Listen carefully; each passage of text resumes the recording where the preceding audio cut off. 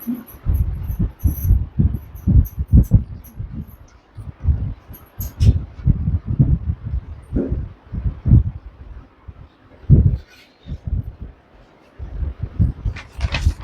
शांति, ओम शांति, ओम शांति। तो आज के मुरली में बाबा ने कहा है कि बाबा एक ऐसी चीज करते हैं जो कोई भी सत्संग में कोई भी गुरु किसी शिष्य को नहीं, अनुयायी को नहीं कर सकता, नहीं करता। वो चीज़ जो कभी भी किसी कॉलेज, यूनिवर्सिटी या स्कूल के अंदर कोई टीचर किसी स्टूडेंट को प्रॉपर वे में नहीं करता। लेकिन शिव बाबा हमारा बाप भी है, टीचर भी है, और लेकिन इतनी बड़ी अथॉरिटी होने के बाद भी शिव बाबा हम बच्चों को क्या करते हैं? सलाम करते हैं। और क्या करते हैं? नमस्ते करते हैं। बाबा ने कहा कि बच्चे कहते हैं कि बाबा हम तो बहुत नीचे हैं। बाबा ने कहा कहाँ नीचे हो? मेरे से भी तुम बहुत ऊंचे हो, क्योंकि नई दुनिया के अंदर मैं नहीं आता, तुम आते हो। डबल पूजा तुम्हारी होती है, शालिग्राम के रूप में भी और देवी देवताओं के भी रूप में। तो अभी हम मुरली को सुनने से पहले सभी खड़े होकर के बाबा को सलामी देंगे। तो मैं कुछ बोलूंगी, मैं भी खड़ी होती हूँ, ठीक है? सभी खड़े हो जाएंगे। तो ये है कुछ चार पहरा है। तो ये है तेरे चरणों में सलामी बाबा, ठीक है? तो यहाँ पर चरण शब्द है, पर हम तो बाबा को ही देखेंगे, निराकार ज्योति बिंदु। तो हाथ जोड़ करके, सिर झुका करके बाबा के आगे खड़े होंगे। मैं बैठी बैठी बोलती हूँ। तेरे चरणों में सलामी है बाबा, तेरे प्रेम की ये कहानी है बाबा। अंधेरे में तूने उजाला किया, हर दिल को तूने निहाल किया। शत शत नमन तुझको प्यारे शिव बाबा, हम सबकी आंखों का तारा है बाबा। तेरे ही दम से जीवन हमारा, तेरा ही नाम है सहारा हमारा।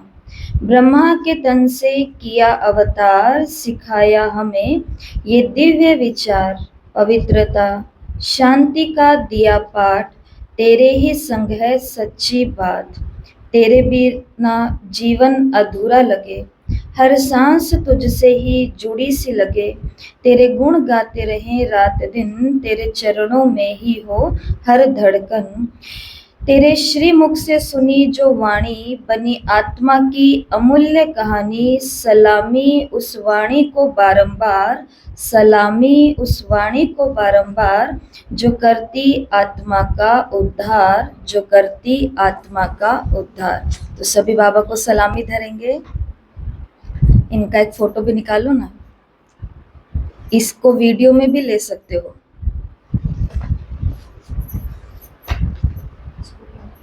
हाँ,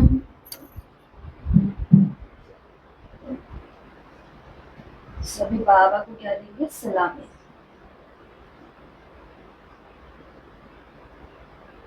और देखो बाप दादा खड़े हैं और आपकी सलामी को स्वीकार कर रहे हैं। ओम शांति।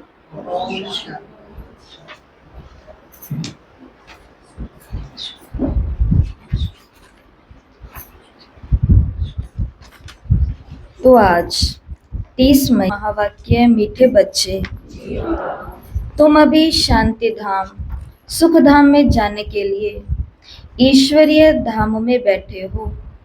ये सत का संग है जहां तुम पुरुषोत्तम बन रहे हो। अभी तुम शांति धाम, सुख धाम में जाने के लिए ईश्वरीय धाम में बैठे हो। ये सत्य का संग है जहां तुम पुरुषोत्तम बन रहे हो। प्रश्न, तुम बच्चे बाप से भी ऊंच हो, नीच नहीं, कैसे? उत्तर, बाबा कहते बच्चे मैं विश्व का मालिक नहीं बनता, तुम्हें विश्व का मालिक बनाता हूँ, तो ब्रह्मांड का भी मालिक बनाता हूँ। मैं ऊंच से ऊंच बाप तुम बच्चों को नमस्ते करता हूँ, इसलिए तुम मेरे से भी ऊंच हो। मैं तुम मालिकों को सलाम करता हूँ, तुम फिर ऐसा बनाने वाले बाप को सलाम करते हो। तो आज दिन में कम से कम 20 से लेकर के आज कम से कम 21 बार, आज पूरे दिन में कम से कम 21 बार बाबा की फोटो के आगे जाकर के बार बार क्या करनी है? मन से नहीं करनी कि हाँ बाबा ये लो भर दी सलामी। बाबा की फोटो के आगे जाना है, बाबा के रूम में जाना है बार बार, और जाकर के बाबा को सल्यूट, सलामी और नमस्ते। ये करने से क्या होता है? ये करने से आत्मा को याद रहता है कि उसने मेरे ऊपर कितनी कृपा की है, उसने मेरे ऊपर कितना बड़ा एहसान किया ना, कि मुझे अपना बनाया। तो सलामी। और वैसे सलामी कहाँ भरी जाती है? सलामी धार्मिक स्थानों पर भरी जाती है, भगवान के प्रति, अपने गुरु के प्रति और देवी देवताओं के प्रति, जिसको वो वंदना कहते हैं, वंदना के रूप में करते हैं। और सलामी कहाँ भरी जाती है? जो हमारे राष्ट्र के अंदर होता है, देश के जो बड़े होते हैं, जैसे राष्ट्रपति हो गए, प्रधानमंत्री हो गए, तो इन सभी को किसी मुख्य दिन के ऊपर सलामी देते हैं। जैसे प्रधानमंत्री जी हैं माननीय, तो उनको 21 तोपों की सलामी होती है। तो ये सलामी देने का एक तरीका होता है, बंदूकों के द्वारा, तोपों के द्वारा, ऐसे। ओम शांति। मीठे मीठे रूहानी बच्चों को नमस्ते बोलो सभी बाबा को। बाबा ने क्या कहा? रिस्पॉन्ड भी नहीं करते हैं बाबा नमस्ते, क्योंकि बच्चे जानते हैं बाबा हमको ब्रह्मांड का मालिक बनाते हैं और विश्व का भी मालिक बनाते हैं। बाप तो सिर्फ ब्रह्मांड का मालिक बनते, विश्व का मालिक नहीं बनते। बच्चों को ब्रह्मांड और विश्व दोनों का मालिक बनाते, तो बताओ बड़ा कौन ठहरा? बच्चे बड़े ठहरे ना, इसलिए बच्चे फिर नमस्ते करते। बाबा आप ही हमको ब्रह्मांड और विश्व का मालिक बनाते हो, इसलिए आपको नमस्ते। मुसलमान लोग भी मालिकम सलाम, सलाम मालिकम कहते हैं ना। तुम बच्चों को ये खुशी है, जिनको निश्चय है, निश्चय बिगर तो कोई यहाँ आ न सके। यहाँ जो आते हैं वो जरूर, हम कोई मनुष्य, वो जो यहाँ आते हैं वो ये जानते हैं कि हम कोई मनुष्य गुरु के पास नहीं जाते। मनुष्य बाप के पास, टीचर के पास, या मनुष्य गुरु के पास नहीं जाते। तो हम कोई इंसानी तौर पर बाप या गुरु या टीचर के पास नहीं आते। तुम आते हो रूहानी बाप, रूहानी टीचर और रूहानी सतगुरु के पास। वो मनुष्य तो अनेक हैं, ये एक ही है। ये परिचय कोई को भी नहीं था। भक्ति मार्ग के शास्त्रों में भी है कि रचता और रचना को कोई भी जानते नहीं, और ना जानने के कारण उनको ऑर्फन्स कहा जाता है। जो अच्छे पढ़े लिखे होते हैं समझ सकते हैं हम सभी आत्माओं का बाप एक ही निराकार है। वो आ करके बाप, टीचर, सतगुरु भी बनते हैं। गीता में श्री कृष्ण का नाम बाला है। गीता है सर्व शास्त्र में शिरोमणि, सबसे उत्तम ते उत्तम। गीता को ही माई बाप कहा जाता है, और जो भी शास्त्र हैं उनको माता पिता नहीं कहेंगे। श्रीमद् भगवत गीता माई बाप गाई जाती है। भगवान के मुख कमल से निकली हुई गीता का ज्ञान है। ऊंचते ऊंच बाप है तो जरूर ऊंचते ऊंच की ही महिमा गाई हुई गीता क्रिएट हुई है। बाकी सब शास्त्र हैं उनके पत्ते क्रिएशन। रचना से कभी वर्षा मिल ना सके, अगर मिलेगा भी तो अल्प काल का मिलेगा। दूसरे इतने ढेर शास्त्र हैं जिनके पढ़ने से अल्प काल का सुख मिलता है एक जन्म के लिए, जो मनुष्य ही मनुष्यों को पढ़ाते हैं। हर प्रकार की जो भी पढ़ाइयाँ हैं वो अल्प काल के लिए मनुष्य मनुष्य को पढ़ाते हैं। अल्प काल का सुख मिला, फिर दूसरे जन्म में फिर से पढ़ाई पढ़नी पड़े। यहाँ तो एक निराकार बाप ही है जो 21 जन्मों के लिए वर्षा देते हैं। कोई मनुष्य तो दे न सके। वो तो वर्थ नॉट ए पेनी बना देते हैं। वर्षा तो क्या देंगे, बाबा ने कहा वो तो बल्कि और ही क्या बना देते हैं, कोड़ी तुल्य बना देते हैं। वर्थ नॉट ए पेनी, कोड़ी। और बाप बनाते हैं पाउंड। अभी बाप बैठ बच्चों को समझाते हैं, तुम सब ईश्वर के बच्चे हो ना।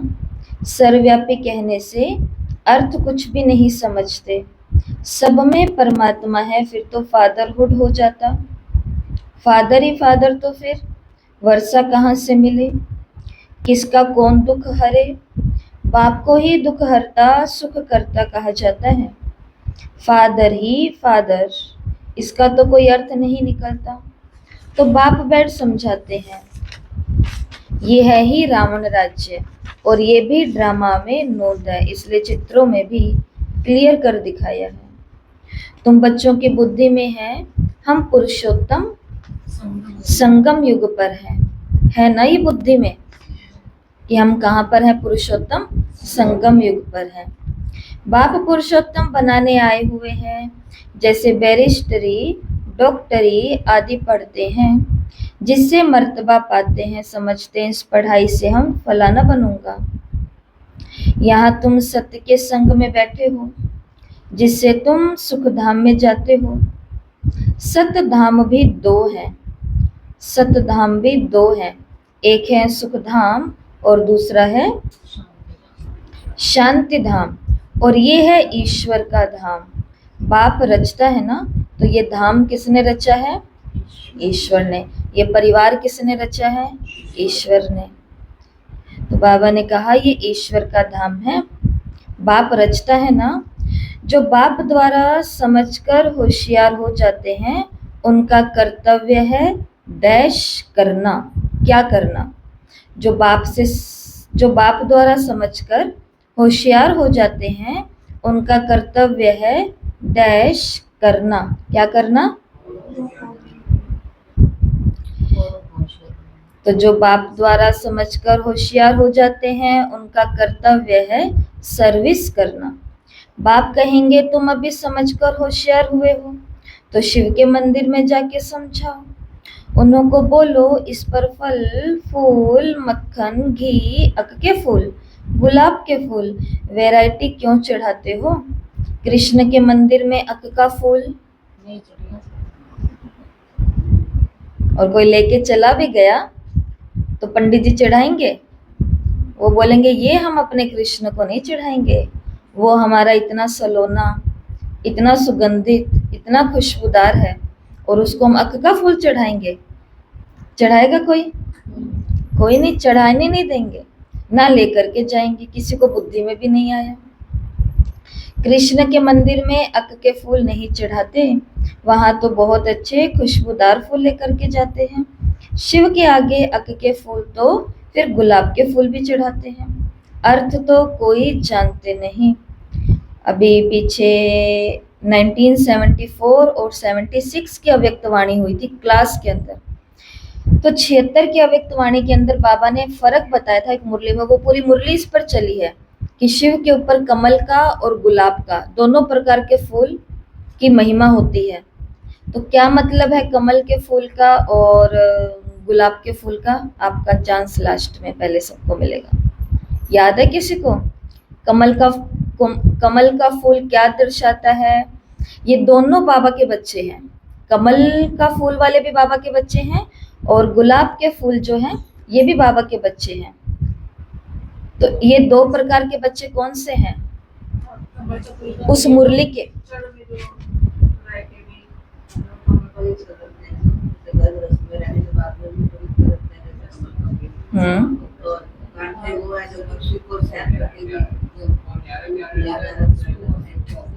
खुशबू वाले होते हैं, न्यारे प्यारे होते हैं। हाँ रितु भाई,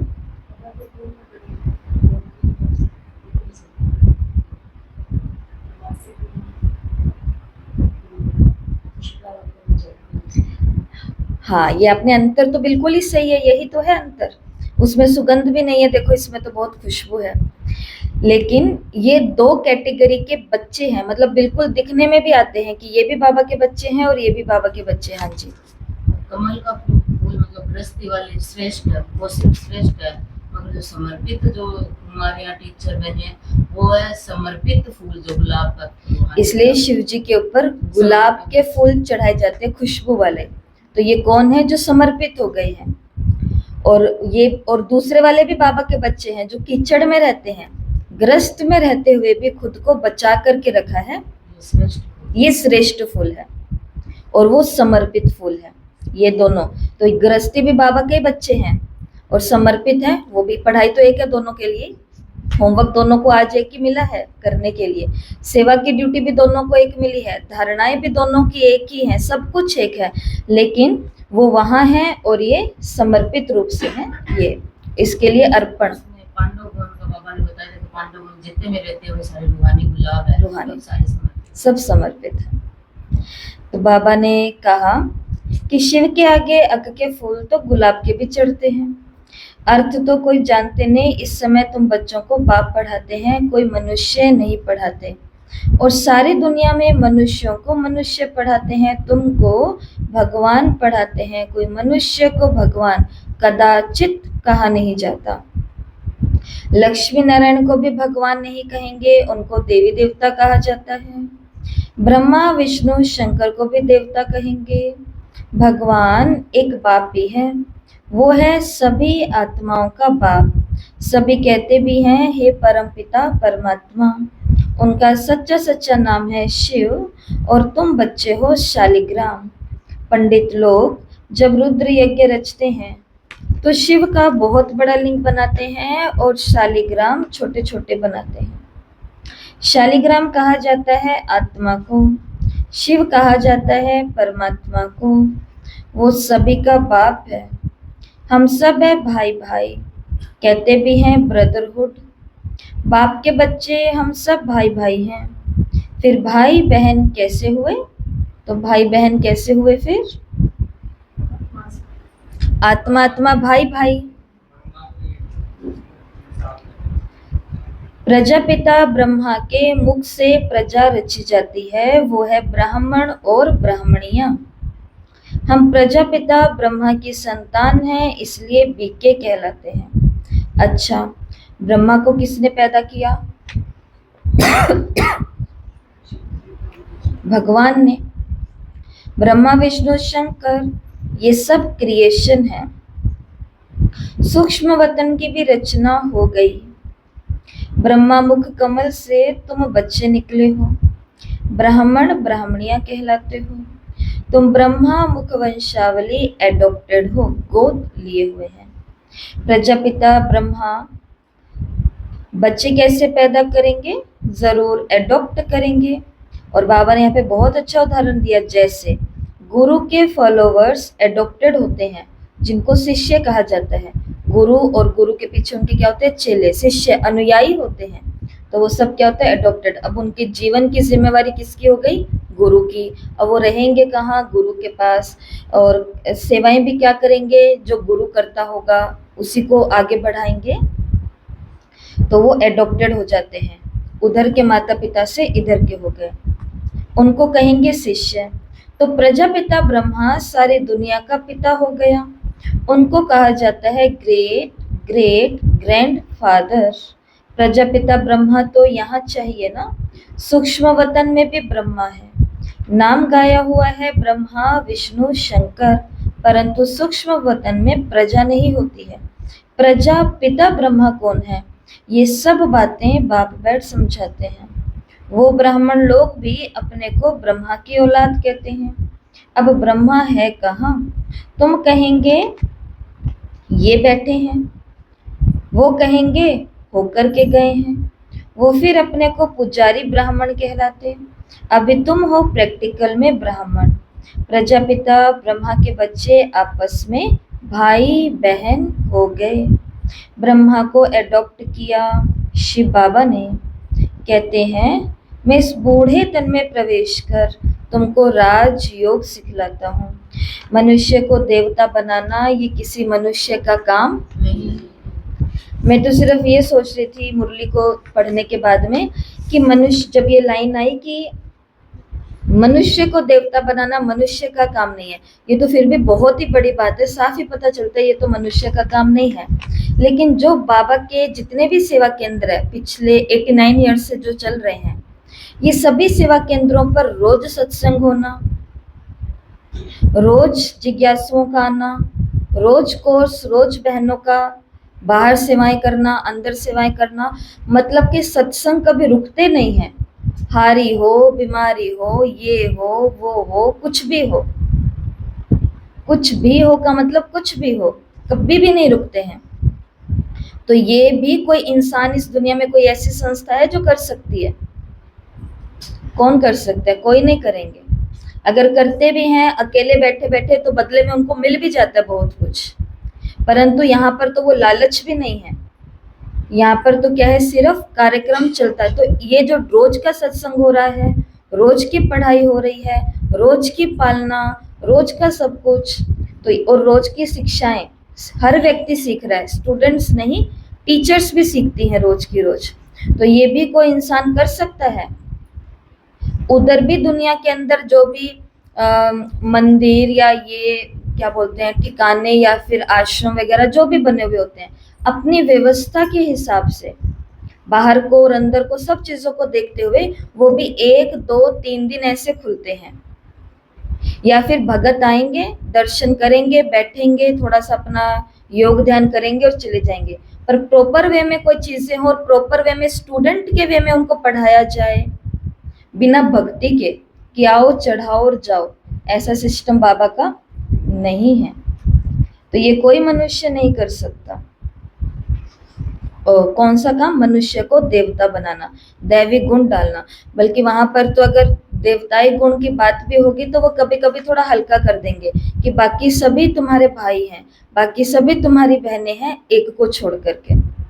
लेकिन यहाँ पर तो बाबा खाने के अंदर भी ऑप्शन नहीं देते हैं, संबंधों के अंदर भी ऑप्शन नहीं देते हैं, पहनावे के अंदर भी ऑप्शन नहीं देते हैं, कोई चीज का ऑप्शन नहीं है। क्योंकि उसको क्या बनाना है? हमको दैवी गुणों वाला देवता बनाना है। बाप को ही रचता कहा जाता है। भारतवासी जानते हैं शिव जयंती भी मनाई जाती है। शिव है बाप। मनुष्यों को ये पता नहीं देवी देवताओं को ये राज्य किसने दिया। स्वर्ग का रचयिता है परम पिता परमात्मा, जिसको पतित पावन कहा जाता है। आत्मा असुल पवित्र होती है, फिर सतो रजो तमो में आती है। इस समय कलयुग में है सब तमो प्रधान, सतयुग में है सतो प्रधान। आज से 5000 वर्ष पहले इन लक्ष्मी नारायण का राज्य था। 2500 वर्ष देवताओं की राजधानी चली, उनके बच्चों ने भी राज्य किया। Lakshmi Narayan the first, Lakshmi Narayan the second, the third, ऐसे चलता है। और मनुष्यों को इन बातों का कुछ भी, उनको लगता है एक ही लक्ष्मी नारायण है, एक ही राम सीता है, एक ही राधा कृष्ण है, परंतु एक नहीं है। 8 पीढ़ियां इधर, 12 पीढ़ियां उधर चलती है। इस समय है सब तमो प्रधान पतित। यहाँ एक भी मनुष्य पावन हो नहीं सकता। सभी पुकारते हैं हे पतित पावन आओ, तो पतित दुनिया हुई ना। इसको ही कलयुग नरक कहा जाता है। नई दुनिया को स्वर्ग, पावन दुनिया कहा जाता है। फिर पतित कैसे बने ये कोई जानते नहीं।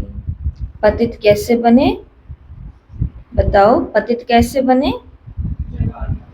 जन्म लेते लेते, राइट। और पतित कैसे बने? बुराई देह भान।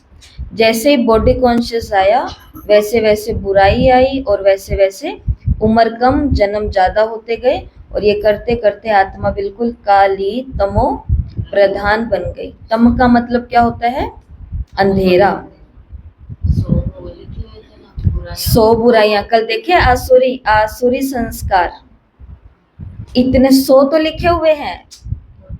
किस किस ने देखे 100 आसुरी संस्कार? 1, 2, 3, 4, हाँ देखे। हरी माता जी ने भी हाथ ऊपर किया, उन्होंने कहा कोई तो काम की चीज तो हो ही रही है। आसुरी संस्कार, 100 आसुरी संस्कार ग्रुप के अंदर भेजे हैं। वो आसुरी संस्कार, अब हम गिनती करें तो हमको कितने अपने आसुरी संस्कार पता है, ये भी है, ये भी है, ये भी है, ये भी है, 20-25। लेकिन वो 100 के 100 नहीं आएंगे, लेकिन वो 100 के 100 पढ़ेंगे ना, एक एक पढ़ते हुए लगेगा ये भी तो मेरे में है, ये भी तो मेरे में है। और जब तक हमें अपने आसुरी संस्कार, इसलिए बोलते हैं जब तक पढ़ाई नहीं पता तब तक होमवर्क क्या पता चलेगा।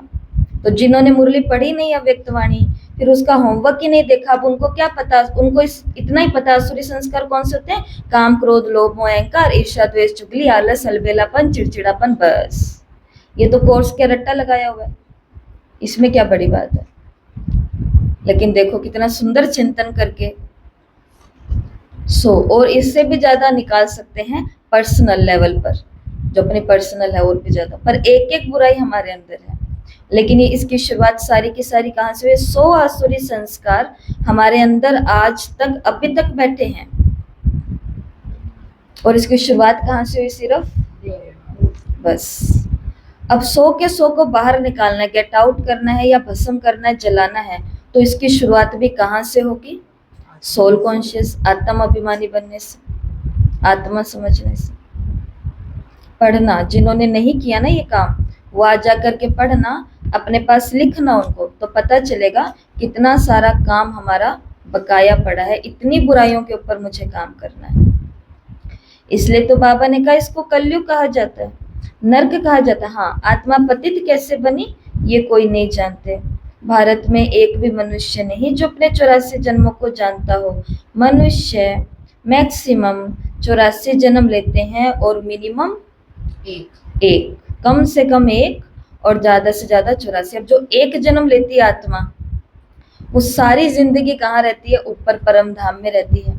50 साल की उम्र है सिर्फ, मतलब 5000 साल में से 50,000 निकाल दो, 4950, इतने साल वो परम धाम में बैठी है, सिर्फ 50 साल के लिए नीचे आई है।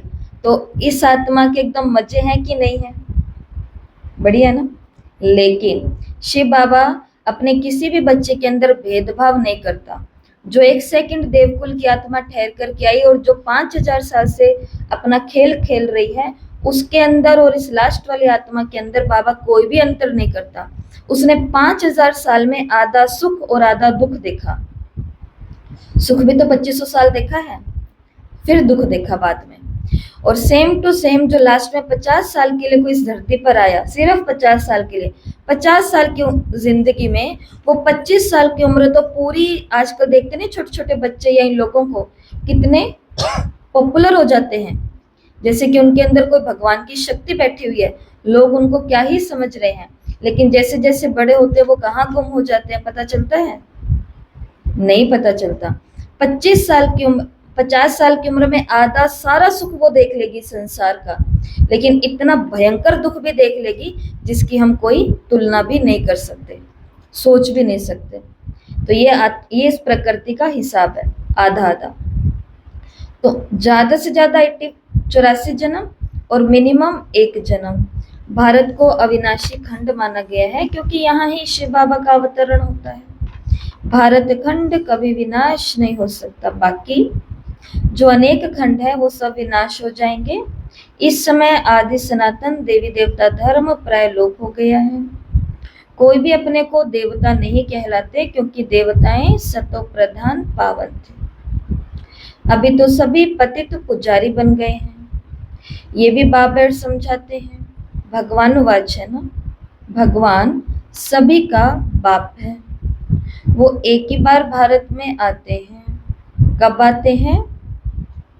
पुरुषोत्तम संगम युग पर। इस संगम युग को ही पुरुषोत्तम कहा जाता है। ये संगम युग है कलयुग से सतयुग, पतित से पावन बनने का। कलयुग में रहते हैं पतित मनुष्य, सतयुग में है पावन देवता, इसलिए इनको पुरुषोत्तम संगम युग कहा जाता है, जबकि बाप आकर पतित से पावन बनाते हैं।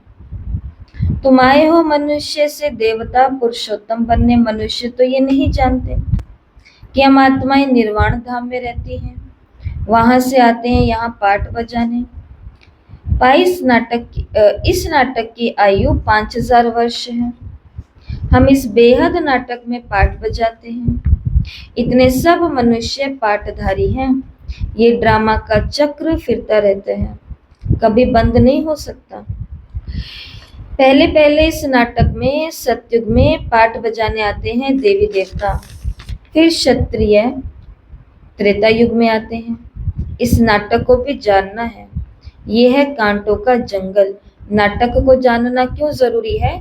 क्योंकि जो हम दोष लगाते हैं भगवान के ऊपर कि भगवान तूने ये कैसी दुनिया बनाई, क्यों तूने इतने दुख बनाए, क्यों तूने इतनी बुराइयां बनाई, तो जो इस संसार को देखते हुए हम भगवान पर दोष लगाते हैं, ये दोष देने खत्म हो जाएंगे कब?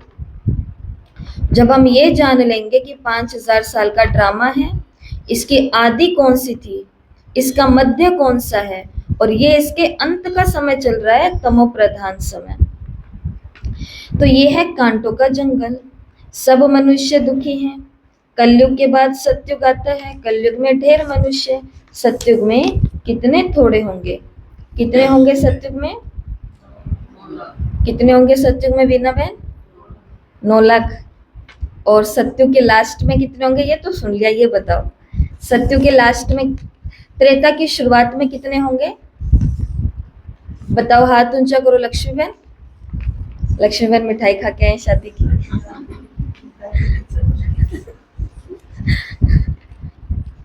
बताओ, त्रेता की शुरुआत में कितने होंगे इंदिरा बहन? 33 करोड़ हो गए त्रेता की शुरुआत में। Very good. पुष्पा बहन से ममता बहन को पता है। कैलाश बहन पता? त्रेता की शुरुआत में कितने होंगे? धरती के जैसे बाद में 33 करोड़ होंगे। रितु बहन, लता बहन, थोड़ा सा करेक्ट करो इसको। त्रेता की शुरुआत में कितने होंगे? बोलो। 2 तो सही है।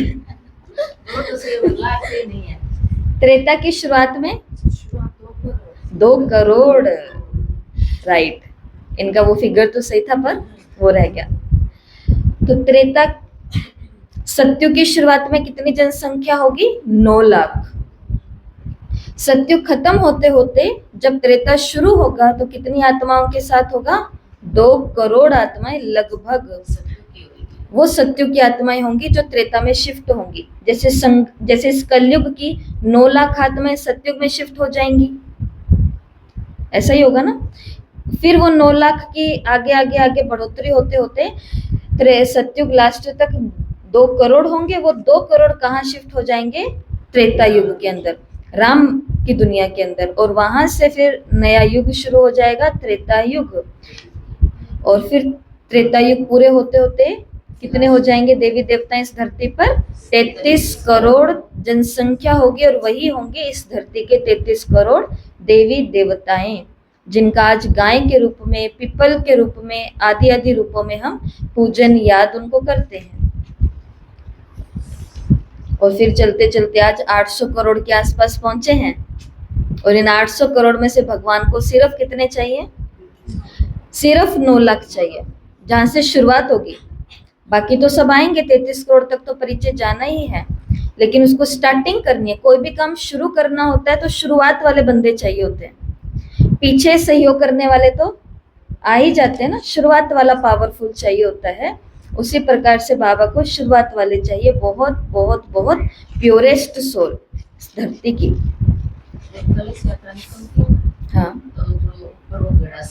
हाँ हाँ, उसमें कहते हैं कि इसमें 33 करोड़ देवता है। तो बातें तो बहुत सही। और वो कलश भी किसके माथे, किसके सिर पर आता है? माताओं बहनों के सिर पर होता है। कल एक बहन आए तो वो कुछ अपने घर का जैसे युगल का बता रहे थे कि उनको ये समझाती हूँ, ये है। अब धीरे धीरे हमारे घर के अंदर हम ये खाना भी बंद कर रहे हैं, सात्विक भोजन अपना रहे हैं, ऐसे करके वो बोल रहे थे। तो मैंने कहा कि सही बात है, क्योंकि कभी भी किसी पुरुष को धर्मपति नहीं कहा जाता, ये मेरे धर्मपति हैं। नहीं, पति इंट्रोड्यूस करता है, ये मेरी धर्म पत्नी है। धर्म है, लेकिन दोनों की शादी तो धर्म के अनुसार ही हुई है ना। पंडित जी ने की, ऐसा तो नहीं एक की पंडित जी ने करवाई है और एक ऐसे ही बैठा था मुंह फुला करके, ऐसा तो नहीं हुआ ना। दोनों की अग्नि के आगे, परिवार के आगे, मंत्रों के आगे, विधि के आगे ही हुई है सब कुछ, लेकिन उसको कभी भी धर्मपति नहीं कहा गया। और इसको हमेशा क्या कहा गया है? धर्म पत्नी कहा गया है। तो उनको बहुत नई आत्माएं होती है तो उनको अच्छा लगता है ना सुन करके कि धर्म पत्नी क्यों कहा गया, क्योंकि धर्म के रास्ते पर खुद चलेगी, उस धर्म के रास्ते को समझेगी, भोजन ये क्यों नहीं, आचरण ये क्यों नहीं, पवित्रता क्यों चाहिए, बच्चों का ऐसा क्यों चाहिए, ये हर एक चीज को वो धर्म को समझेगी और फिर बाद में वो अपने पति को भी इस धर्म के मार्ग पर चलाएगी। तो वो कहलाती है धर्म पत्नी, वो कहलाती है। अच्छा, कोई मुंह से ना सीखे और पति ने ठान के रखा है कि मेरे को तो करना ही नहीं है, तो फिर माताएं थोड़ी ना कम है, वो फिर कहाँ से बनेगी धर्म पत्नी? अमृत वेले, नुमा शाम, भोजन के अंदर अपना सारा धर्म दिखाएगी और फिर वो उसकी बुद्धि को पलटने का काम करेगी। और एक बारी किसी की बुद्धि घूम गई तो, बुद्धि घूमने का मतलब समझते हो ना, किसी की उल्टी बुद्धि घूम गई तो भी वो कंट्रोल में नहीं आता, और किसी की सीधी बुद्धि घूम गई तो वो भी कंट्रोल में नहीं आते, वो भी सीधा रॉकेट की स्पीड पकड़ते हैं फिर पुरुषार्थ में। ऐसा हमको इस बात को समझना है। ब्रह्मा बाबा भक्ति नहीं करते थे, जसोदा माता ने सिखाई। जशोदा माता ने तो जब शिव बाबा ने प्रवेश भी नहीं किया था, उससे जस्ट पहले जशोदा माता ने कहा था कि देखो अब हम बड़े हो गए हैं, मतलब 60 साल उम्र हो गई है, अब बच्चे भी सब सेटल्ड हैं, कुछ हैं जो हो जाएंगे, ठीक है, अब है ना हमको थोड़ा सा संन्यास की तरफ जाना चाहिए, ये सब चीजें बंद करके। लेकिन ब्रह्मा बाबा ने क्या कहा था, मतलब दादा लेखराज ने क्या कहा था, अभी तो मेरा बिजनेस बहुत अच्छा चल रहा है, थोड़ा और कमाने दो मुझे, थोड़ा और कमाने दो, फिर बाद में, जैसे अभी बोलते हैं ना भाई थोड़ा और मैं कमा लूं, फिर थोड़े दिनों के बाद मैं ज्ञान में आ जाऊंगा। तो बाबा ने भी यही कहा था, दादा लेखराज ने, जशोदा माता की इच्छा थी। और फिर देखो बाबा ने प्रवेश किया ना, गोथड़ी में कौन मिला? राम। कौन आया? राम। वो वाली बात हो गई। तो अब दुनिया बदलनी है। सतयुग में कितने थोड़े होंगे? बहुत थोड़े होंगे। आदि सनातन सूर्यवंशी देवी देवता ही होंगे। तो अब ये पुरानी दुनिया बदलनी है, इसलिए हमको साक्षी होके पाठ देखना, ये नहीं सोचना वो भी ज्ञान में नहीं आते, वो भी नहीं सुनते, वो भी तो ऐसा बोलते हैं, वो भी तो ये करते हैं। तो यही तो है ड्रामा। इतनी भीड़ के अंदर भी शिकार करने के लिए जाओ और कोई शिकार होए ही ना, अपना शिकार तो करके आ गए, ना होए तो ना होए, हमको क्या करना है? ये तो राजधानी स्थापन हो रही है, जहां से जो आत्मा 9 लाख वाली होगी वो आ जाएगी और अपना काम, या 33 करोड़ वाली होंगी। ये नहीं सोचना कौन सुनता है कौन नहीं सुनता, ये सोचना है मैं कितनों को सुनाती हूँ, मैं कितनी सेवा करती हूँ। मनुष्य सृष्टि से फिर देवताओं की सृष्टि हो जाएगी। आदि सनातन देवी देवता धर्म था, परंतु अब तो अपने को देवता कोई कहलाते ही नहीं है, अपने धर्म को ही भूल गए हैं। ये सिर्फ भारतवासी ही हैं जो अपने धर्म को भूल गए हैं। हिंदुस्तान में रहने के कारण अपने को हिंदू धर्म का कह देते हैं। देवताएं तो पावन थे, ये है पतित, इसलिए अपने को देवता कह नहीं सकते। देवताओं की पूजा करते रहते, अपने को पापी नीच कहते रहते। अब बाप समझाते हैं तुम ही पूज्य थे, तुम ही पुजारी पतित बने हो। हम सो का अर्थ भी समझाया है, वो कह देते हैं आत्मा सो परमात्मा। बाबा ने कहा ये है झूठा अर्थ, झूठी काया, झूठी माया, झूठा सब संसार। सत्युग में ऐसे नहीं कहेंगे। सचखंड की स्थापना बाप करते हैं, झूठ खंड रावण बनाते हैं। ये भी बाप आकर के समझाते हैं आत्मा क्या है, परमात्मा क्या है, ये और कोई नहीं जानते। बाप कहते हैं तुम आत्मा बिंदी हो, तुम्हारे 84 जन्मों का पाठ नुधा हुआ है। हम आत्मा कैसी हैं ये कोई जानते नहीं है। हम बैरिस्टर हैं, हम फलाना है, ये सब जानते हैं, लेकिन आत्मा को एक भी नहीं जानते। बाप भी आकर के पहचान देते हैं तुम्हारी आत्मा में 84 जन्मों का पाठ अविनाशी नोता हुआ है, जो कभी विनाश नहीं हो सकता। यही भारत गार्डन ऑफ फ्लावर्स था। सुख ही सुख था, अभी दुख ही दुख है, ये बाप नॉलेज देते हैं। तुम बच्चे बाप द्वारा अभी नई नई बातें सुनते हो। सबसे नई बात है, कौन सी सबसे नई बात? कि मैं तुम्हें मनुष्य से देवता बनाता हूँ। तुम जानते हो मनुष्य से देवता बनने की पढ़ाई कोई मनुष्य नहीं पढ़ाते, भगवान पढ़ाते हैं। उस भगवान को सर्वव्यापी कहना ये तो गाली देना है। अब आप समझाते हैं, मैं हर 5000 वर्ष बाद आकर भारत को स्वर्ग बनाता हूँ, रावण नरक बनाते हैं।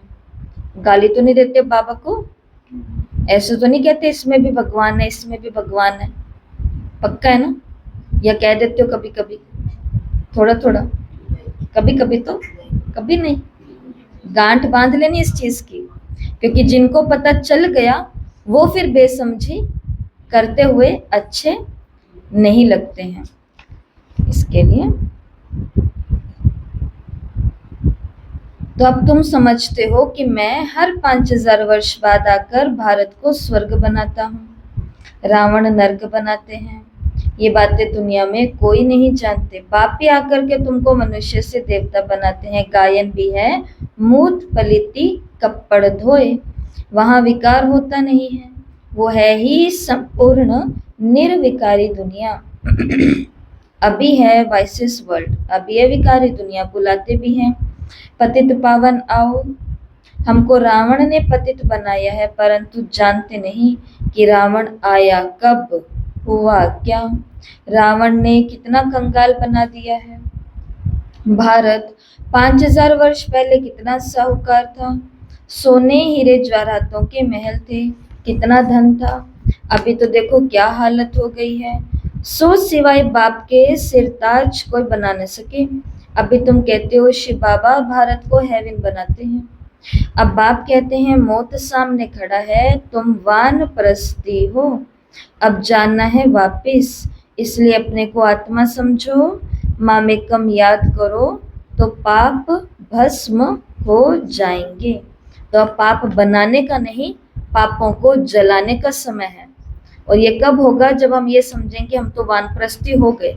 इस बात में समझना है कि मेरी तो आंखें काम नहीं करती, इस बात में समझना है मेरे तो कान ही काम नहीं करते, मेरा तो मुंह ही काम नहीं करता, मेरा तो कंठ काम ही नहीं करता, मेरा तो दिमाग ही नहीं चलता, मैं तो सब भूल जाती हूँ। इस बात में खुद को क्या समझना है, मैं बूढ़ी हो चुकी हूँ, कोई शरीर का तंत्र नहीं है। अच्छा कहीं फालतू में कहीं जाना है, कोई बुला रहा है, आओ बैठो रुको बातें करो, आओ आओ, ये सब चीजें, तो उस समय कहो मैं तो 100 साल की बुजुर्ग हो चुकी हूँ भाई, पैर ही नहीं चलते, क्या करें उस समय। लेकिन उल्टे कामों के अंदर, इसलिए महात्मा गांधी जी ने क्या बोला, उन्होंने तो राइट वे में बोला, उन्होंने रॉन्ग वे में नहीं बोला, उन्होंने राइट वे में बोला कि मैंने मेरे देश के अंदर 19 साल के बूढ़े और 90 साल के जवान देखे हैं, ये राइट वे है उनका। पर बाबा आज हमको थोड़ा सा सेवाओं के अंदर हमको भी जवान बन जाना है, श्रेष्ठ कर्मों के अंदर हमको भी जवान बन जाना है, परंतु माया के कार्यों के अंदर बुद्धि चंचल होने लगे, उस समय खुद को क्या समझ लेना, मैं तो वानप्रस्थी हूँ, कभी भी चिट्ठी कट सकती है, कभी भी कुछ हो ही नहीं रहा, क्या करें, शरीर में तंत्र नहीं है बोलने का, जाने का, कुछ सुनने का, और ये इसी से होंगे हमारे पाप भस्म। अच्छा मीठे मीठे सिक्की दे बच्चों प्रति माता पिता बाप दादा का याद प्यार और गुड मॉर्निंग। रूहानी बाप की रूहानी बच्चों को नमस्ते। हम रूहानी बच्चों की रूहानी माता पिता याद प्यार नमस्ते, गुड मॉर्निंग, ओम शांति, शुक्रिया बाबा शुक्रिया, वाह बाबा वाह। धारणा के लिए मुख्य सार, पहला, हम ब्रह्मा मुख वंशावली ब्राह्मण हैं, स्वयं भगवान हमें मनुष्य से देवता बनने की पढ़ाई पढ़ा रहे हैं, इस नशे और खुशी में रहना है, पुरुषोत्तम संगम युग पर पुरुषोत्तम बनने का पुरुषार्थ करना है। दूसरा, अभी हमारी वानप्रस्थ अवस्था है, मौत सामने खड़ा है, वापिस घर जाना है, इसलिए बाप की याद से सब पापों को भस्म करना है। वरदान, नॉलेज रूपी चाबी द्वारा, बहुत बहुत जबरदस्त वरदान, नॉलेज रूपी चाबी द्वारा अपने भाग्य का अखुट खजाना प्राप्त करने वाले माला माल भव। नॉलेज रूपी चाबी द्वारा भाग्य का अखुट खजाना प्राप्त करने वाले माला माल भव। क्या हो गए हैं आज? पर आपके चेहरे पर तो खुशी नहीं आई। मेरे को तो पढ़ते समय खुशी हो रही है। सल्यूट मारते हैं बाबा को। ज्यादा हो गया ना तो उसको संभाल के रखा है। थोड़ा सा इधर उधर हिल ना जाए। संगम युग पर सभी बच्चों को भाग्य बनाने के लिए नॉलेज रूपी चाबी मिली है। पढ़ाई हमारा भाग्य खोलती जाती है। ये चाबी लगाओ और जितना चाहे उतना भाग्य का खजाना लो। चाबी मिली और माला माल बन गए। जो जितना माला माल बनते उतना खुशी स्वतः रहती। ऐसे अनुभव होता जैसे खुशी का इतना अखुट अविनाशी, खुशी का झरना अखुट अविनाशी बहता ही रहता। वे सर्व खजानों से भरपूर माला माल दिखाई देते। उनके पास किसी भी प्रकार की अप्राप्ति नहीं रहती। किनके पास? जिनको नॉलेज की चाबी घुमानी आती है, क्योंकि इस चाबी के इन वाणियों के पीछे ही सारा भाग्य हमारा छिपा हुआ है। अब इसके लिए कुछ भी प्रबंध करो, कैसे भी समय निकालो, कैसे भी टाइम मैनेजमेंट करो, पर हमको करना ही है, ये काम करना ही है। स्लोगन है, बाप से कनेक्शन ठीक रखो तो सर्व शक्तियों की करंट आती रहेगी। बाप से कनेक्शन ठीक रखो तो सर्व शक्तियों की करंट आती रहेगी। और आज के अव्यक्त इशारे हैं, जितनी पवित्रता उतना ब्राह्मण जीवन की पर्सनैलिटी। अगर पवित्रता कम तो पर्सनैलिटी कम। ये प्योरिटी की पर्सनैलिटी सेवा में सहज सफलता दिलाती है। लेकिन यदि एक विकार भी अंश मात्र है तो दूसरे साथी भी उसके साथ जरूर होंगे। जैसे पवित्रता का सुख शांति से गहरा संबंध है, ऐसे अपवित्रता का 5 विकारों से गहरा संबंध है। इसलिए कोई भी विकार का अंश मात्र ना हो, तब कहेंगे पवित्रता की पर्सनैलिटी द्वारा सेवा करने वाले। अच्छा, ओम शांति।